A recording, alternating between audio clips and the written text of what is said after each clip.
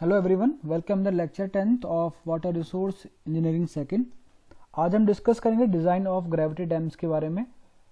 Last lecture 9th में हमने discuss कर लिया है कि practical profile of gravity dam क्या क्या होते हैं और उनका क्या क्या क्राइटेरिया होता है डिज़ाइन करने का, और उसमें आपने उसके फॉर्मूलाज भी पढ़ लिए हैं। ओके, तो आज हम उन दोनों क्राइटेरिया को, एलिमेंट्री प्रोफाइल जिसमें आप लो हाइट ग्रेविटी डैम को डिज़ाइन करते हैं, एंड प्रैक्टिकल प्रोफाइल जिसमें कि आप प्रॉपर डैम को डिज़ाइन करते हैं विद फुल कंडीशन कि अगर उसमें वाटर फिल हो तो उस कंडीशन में आपको अपर स्ट्रीम वाला पार्ट कैसे डिज़ाइन करना है। ओके, तो शुरू करते हैं। Design of gravity dams. The section of gravity dam should be chosen in such a way that it is the most economical section and satisfy all the condition and requirement of stability। जो भी आप section choose करोगे gravity dam को design करते हुए, उसमें main factor ये है कि वो एक स्टेबल कंडीशन में हो और साथ ही साथ इकोनॉमिकल भी हो, और सारे फोर्सेस जो लगते हैं सभी कंडीशन में, सभी फोर्सेस के केसेस में वो एक स्टेबल भी रहे।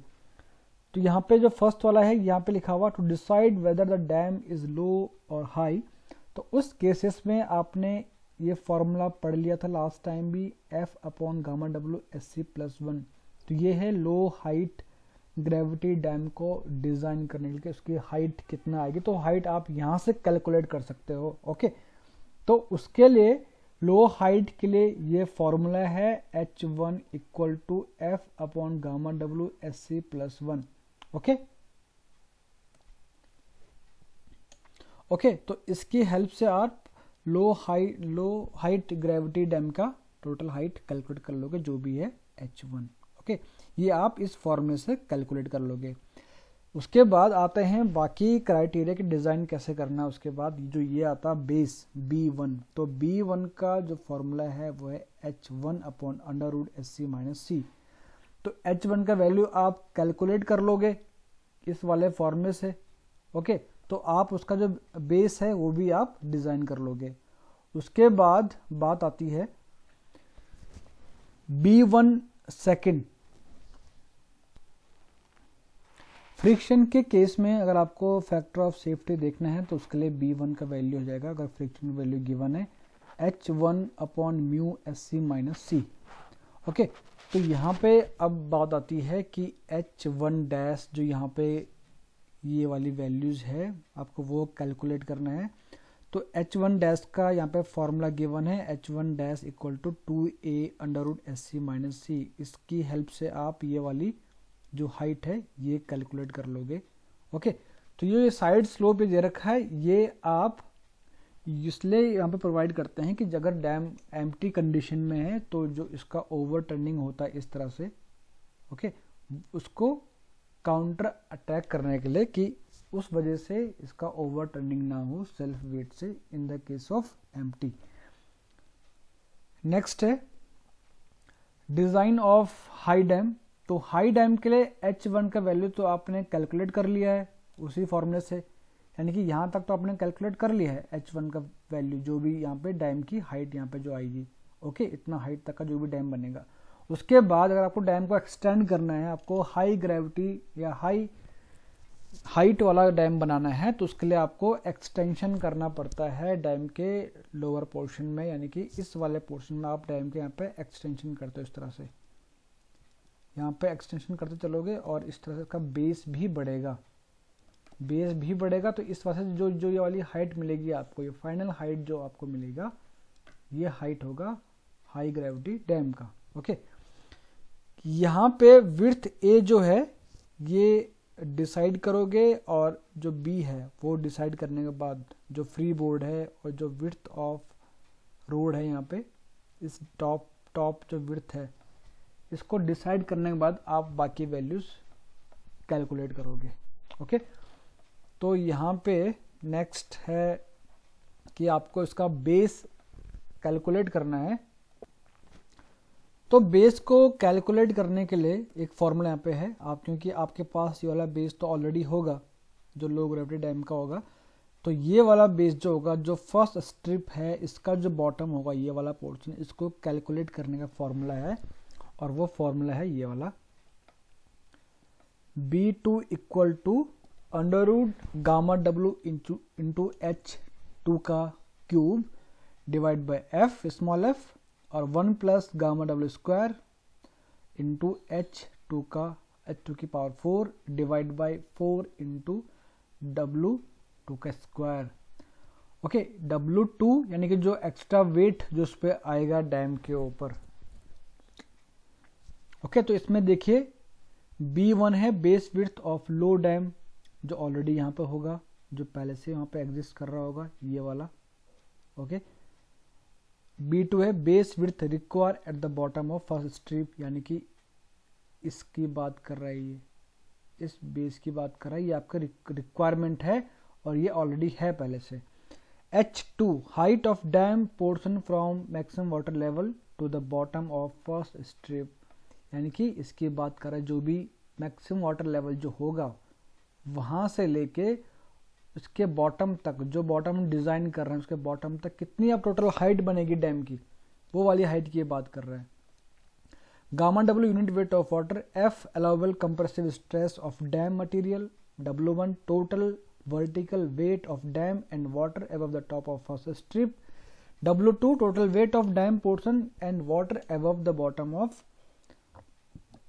First strip, above the bottom of first strip. Okay,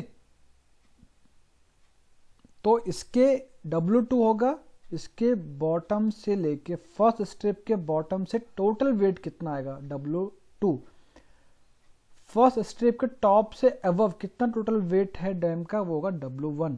okay, वो सारी वैल्यूज यहाँ पे पुट करने के बाद अब आप कैलकुलेट करोगे B2 की वैल्यूज। ओके, ऐसे ही B2 की वैल्यू निकालने के बाद आपने एक स्ट्रिप डिजाइन कर लिया, आपने ये वाला डिजाइन कर लिया B2 का, आपने B1 जो फर्स्ट स्ट्रिप है आपने उसका बेस डिजाइन कर लिया, आपको सेकंड स्ट्रिप का बेस डिजाइन करना है, ये वाला बेस डिजाइन करना है।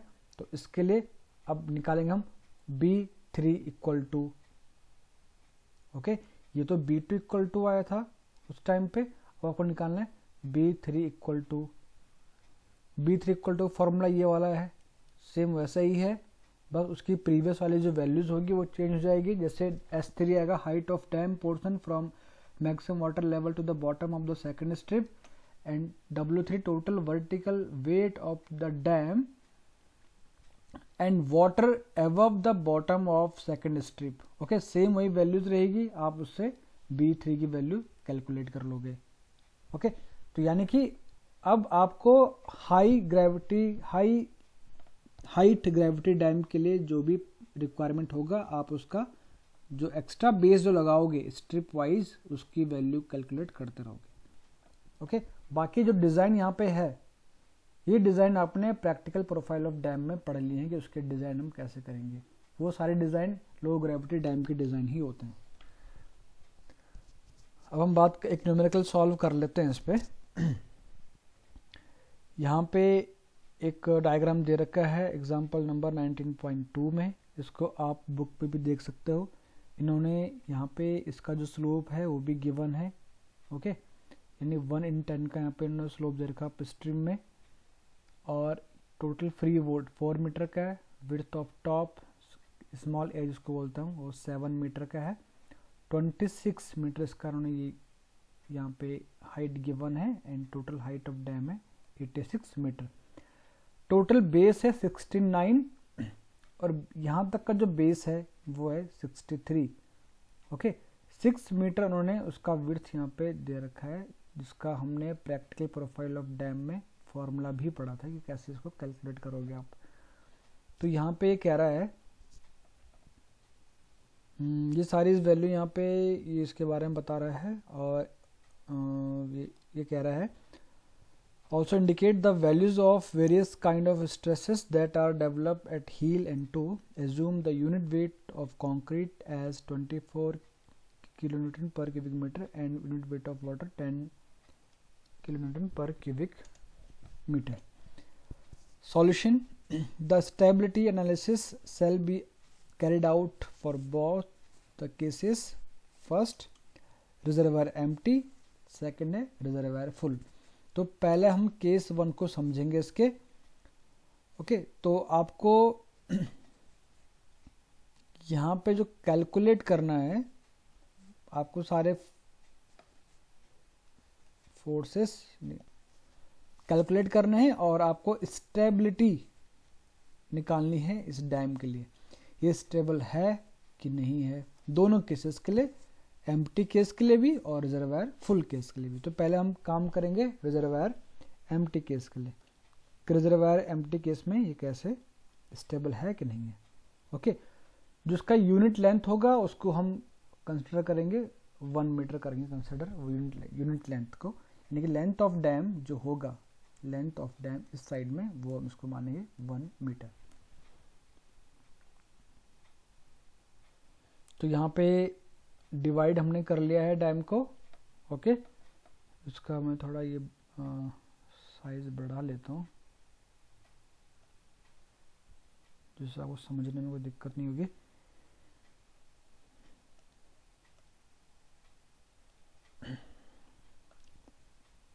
तो टोटल डिवाइड कर लिया है डैम का सेक्शंस को। एक ये वाला पोर्शन हो गया, ये हो गया रेक्टेंगुलर पोर्शन, ये वाला हो गया ट्रायंगल पोर्शन, और एक ये वाला है वो भी ट्रायंगल में। ये हो गया W1, W2 and W3। Downward लगेगा, ये भी डाउनवर्ड एक्ट करेगा, ये भी डाउनवर्ड एक्ट करेगा। क्योंकि रिजर्वायर एम्प्टी है तो यहाँ से कोई भी फोर्स ऐसे नहीं लगेगा, क्योंकि रिजर्वायर क्या है, एम्प्टी है, रिजर्वायर खाली है। तो अब जो फोर्सेस यहाँ पे लगेंगे वो सारे एक्ट करेंगे इस साइड को। अर्थक्वेक फोर्स जो उन्होंने लिया है उन्होंने अर्थक्वेक फोर्स भी कंसिडर किया हुआ है, और इन्होंने एज्यूम किया कि अर्थक्वेक का जो मोशन है, वेव का जो मोशन है, वो इस साइड से आ रहा है, इस तरह से। ओके, तो यानी कि सारे फोर्सेस जो अर्थक्वेक फोर्स है उन्होंने इस तरह से कंसिडर किया हुआ है, ऐसे में। तो पहले हम यहाँ पे डिस्कस कर लेंगे इसको। यहाँ पे जैसे लास्ट टाइम हम डिस्कस किया था, उसके सारे मैग्नीट्यूड निकाले थे, मूवमेंट्स अबाउट टो कैलकुलेट किया था, लीवर आर्म कैलकुलेट किया था। तो यहाँ पे हम ऐसे करेंगे, नेम ऑफ फोर्स यहाँ पे लिखेंगे फर्स्ट कॉलम में। ओके, यहाँ पे इसका जो हमने नाम दे रखा है W1 P1, मैग्नीट्यूड यहाँ पे आ जाएगा थर्ड वाले में। यहाँ पे lever arm and movements about the toe anticlockwise. तो फर्स्ट है डाउनवर्ड वेट ऑफ डैम। तो यहाँ पे W1, W2, W3 वो कौन कौन से मैंने आपको बता दिए। W1 ट्रायंगल है, उसका आपने एरिया कैलकुलेट कर लिया, वॉल्यूम कैलकुलेट कर लिया, और यहाँ पे लिख लिया 4320। ओके, ये है रेक्टेंगुलर पोर्शन, यहाँ पे आपने लिख लिया है। यहाँ पे इंटू 1 भी रखोगे आप सब में, क्योंकि 1 क्या है, यूनिट लेंथ, और ये है unit weight of concrete, unit weight of concrete. Okay, यहाँ पे अगेन ट्रायंगल, इसका भी आ गया 53700। यहाँ पे हॉरिजॉन्टल कुछ नहीं है, पूरा वर्टिकल था। ओके, इसका जो लीवर आर्म होगा वो होगा 65 मीटर पे, 59.5 मीटर पे, 37.33 मीटर पे। इनकी मल्टीप्लाई इसमें करोगे वैल्यू आएगा इतना, इसकी मल्टीप्लाई इससे करोगे वैल्यू आएगा इतना, इसकी मल्टीप्लाई इससे करोगे वैल्यू आएगा इतना। तो ये सारी वैल्यूज आ गई है। ये कैसे कैलकुलेट करते हैं ये आपने लास्ट लेक्चर में पढ़ लिया था, निकाल लिया था हमने इसको, क्योंकि अबाउट द टो के अबाउट इसका मूवमेंट होना है। ठीक है, तो जो फर्स्ट वाला है W1 कहाँ से एक्ट करेगा, यहाँ पे इस पॉइंट पे एक्ट करेगा। तो यहाँ से निकालोगे आप h/3 पे, तो ये आएगा 65। ओके, 65 यहाँ पे आएगा, इसके लिए आएगा 59.5 और इसके लिए आएगा 37.33। अगर आप देखें तो यहां से जो वैल्यूज कैलकुलेट होके आएगी, यहां से वो आएगा 2h/3 और यहां से होगा h/3। तो 2h/3 आप यहां से माइनस करोगे 69 में से, तो जो वैल्यू जितना आएगा वो आएगा 65। तो 65 तो इसके अबाउट वो रोटेट करेगा, वैल्यू आ गई 65। ओके, तो इनसे आप इनकी मल्टीप्लाई करनी है और यहाँ पे ये वैल्यूज आ जाएगी। उसके बाद है horizontal earthquake forces PW1, PW2, PW3। इसका जो उन्होंने कॉफिशिएंट दे रखा है 0.1 for W1, 0.1 for W2, 0.1 for W3। Okay, 0.1 into weight of dam, weight of section या वेट ऑफ सेक्शन, और लीवर आर्म 20 to 45 26.67, यानी कि वर्टिकल रखोगे आप यहाँ पे तो ये सारी वैल्यूज यहाँ पे आ गई। Summation of H, summation of M2। Vertical earthquake force, अगर वर्टिकली अर्थक्वेक फोर्स इसमें कंसिडर करेंगे हम तो 0.05 इसका मैग्नीट्यूड है इंटू समेशन ऑफ V1, यहाँ पे आएगा V1 है टोटल वेट ऑफ वर्टिकल, और summation of M2 0.05 into summation of M1, तो वैल्यू आ गई 158970। तो हमने सारी वैल्यूज यहाँ पे कैलकुलेट कर ली है। ओके, और summation of M1 plus summation of M2 plus summation of M3 यहाँ पे कैलकुलेट हो गया। तो ये सब आ जाएगा यहाँ पे, ये 3558210 summation of V vertical forces का जो मोमेंट था वो यहाँ पे आ गया। तो एसेंट्रिसिटी आ गया summation of M upon summation of V 47.3। Okay, eccentricity आएगा B अपॉन 2। ओके, ये रिजल्टेंट वाला जाएगा B अपॉन 2 माइनस एक्स बार, तो यहाँ पे जो वैल्यू आ गई वो आ गई माइनस 11.8 मीटर या 11.8 मीटर, जो कि ग्रेटर है B/6 से। ओके, तो यहाँ पे resulted act near the heel and slight tension will develop at toe. तो यानी कि रिजल्टेंट जो है वो हील की तरफ है पूरा रिजल्टेंट, और स्लाइटली जो टेंशन डेवलप होगा वो टो पे डेवलप होगा। ओके, यानी कि ये ओके है। इसके बाद P मैक्स P मिनिमम आपको निकालना है, उसका फॉर्मूला ये वाला है। P मैक्स की वैल्यू आ जाएगी, P मिनिमम आप निकाल लोगे, और PV एट हिल आएगा 1114 इंटू तो कितना आएगा 2260, जो कि लेस देन है 3000 से, यानी कि सेफ है। PV एट 2, ओके, क्योंकि 2 में क्या होगा नेगेटिव आएगा वैल्यू, तो आएगा -29 किलोन्यूटन पर square metre which is less than 420, यानी कि यहाँ पे भी डैम सेफ है। वर्टिकल स्ट्रेस के केस में निकालेंगे summation of V upon B, जो क्या है 114, जो कि लेस देन है 3000 से, यहाँ पे भी सेफ है डैम। अब बात करेंगे प्रिंसिपल स्ट्रेसेस एट टो, ये उसका फॉर्मूला है, वैल्यू पुट करेंगे, वैल्यू आ गई -43, जो कि लेस देन है 420, सेफ है। Principal stress at heel, formula ये है, वैल्यू पुट करेंगे, जो कि वैल्यू आएगी 2280, जो कि लेस देन है 3000 के, यहाँ पे सेफ है।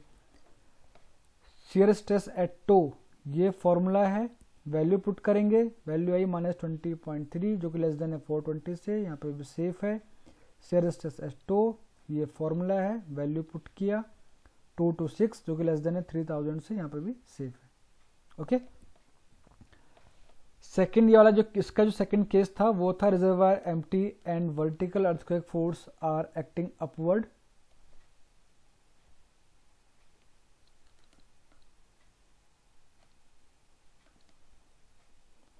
ओके, तो उस केस में summation of V equal to summation of V1 minus summation of V3, तो वैल्यू आएगा 69437 किलो न्यूटन। इसका मोमेंट भी निकालेंगे, तो जो रिजल्टेंट आएगा वो आएगा summation of M upon summation of V 46.7, eccentricity आएगा 12.2, जो लेस देन है B/6 के, negative sign, so the resultant lie near the heel and therefore tension will develop at toe. Okay, तो जो भी हील के नियर बाई आएगा टेंशन, सॉरी स्ट्रेस जो आएगा हील के नियर बाई आएगा, यानी कि उस वजह से जो टो है वहां पे कुछ टेंशन डेवलप होगा। सेम यहाँ पे भी ऐसे करेंगे, एवरेज वर्टिकल स्ट्रेसेस निकालेंगे, summation of V upon B 1004, P max निकालेंगे, वो उसकी वैल्यू आएगा 1004, 1 ± 1.06, तो PV एट 2 आएगा 2070 which is less than 3000 safe. PV at toe minus 60.3 which is less than again 420 यानी कि सेफ है. प्रिंसिपल स्ट्रेस एट टो वो आएगा 90 किलो न्यूटन पर स्क्वायर मीटर और शियर स्ट्रेस आएगा 42.21 नेगेटिव का है और ये आएगा 420 से भी लेस देन है, ये भी लेस देन यानी कि इस केस में भी सेफ है. तो जो पहला केस था एम्प्टी वाला केस उसमें जो आया है वो पूरा सेफ है. ओके तो इसके बाद जो सेकंड वाला पार्ट इसका है in the case of when reservoir is full, इसको हम करेंगे नेक्स्ट लेक्चर में डिस्कस. तो तब तक के लिए आप जो ये वाला इसका पोर्शन है जो फर्स्ट वाला पार्ट है इसको समझिएगा. अगर कोई डाउट्स आपको इसमें दिखते हैं तो प्लीज़ डाउट्स आप पूछ सकते हैं अपने. Okay thank you.